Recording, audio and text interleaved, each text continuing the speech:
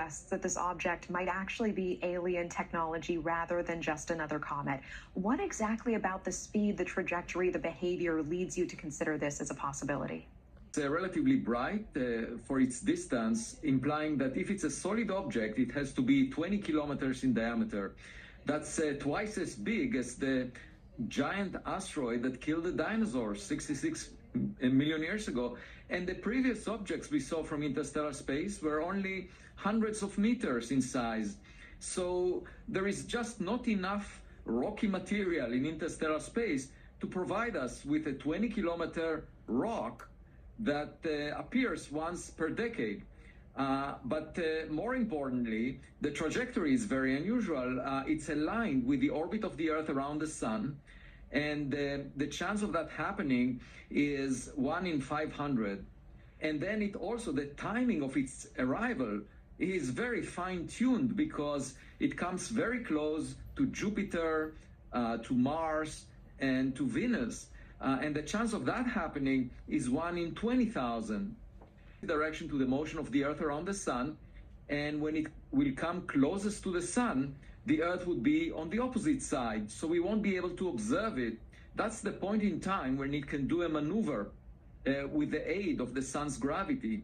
And that will happen on October 29th, and I already heard from a fan that he is trading options against the volatility of the markets, the stock market, with an expiration date because of the October 29th, because if it's alien tech, that would change the future in quite dramatic way. It will have a huge...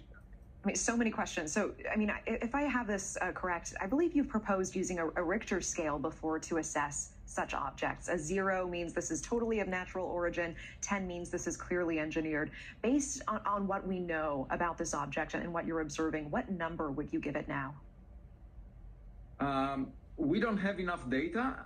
It depends how much weight you give to the unusual orbit. The trajectory is extremely rare and fine-tuned. And depending on that, how much you assign to that, you will give it a rank that is somewhere in the middle.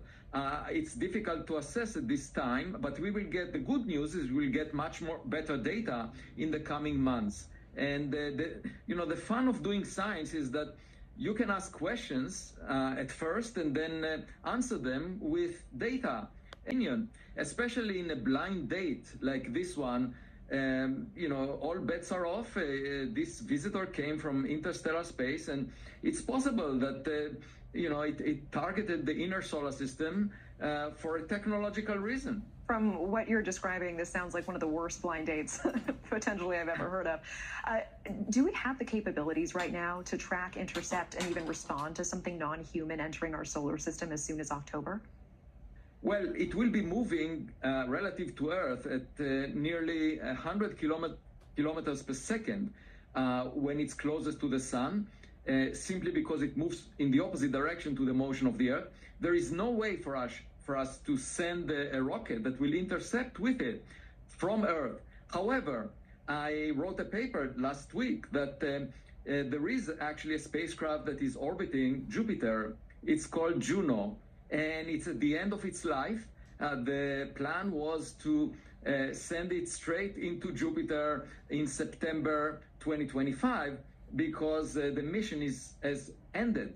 But what I realized is that if instead of giving it a push so that it ends its life inside Jupiter, you give it a push away from Jupiter, if the push is sufficient, then it will actually intercept the orbit of 3I Atlas, this new object, in March 2026, when it will come very close to Jupiter. And on Tuesday this week, just a few days ago, I had a phone call from Congresswoman Ana Paulina Luna, who asked me for an update about 3I Atlas, and I mentioned this to her, and she wrote a letter to NASA on Thursday last week, just 2 days ago, in which she encourages NASA to look into the possibility of using Juno as a probe of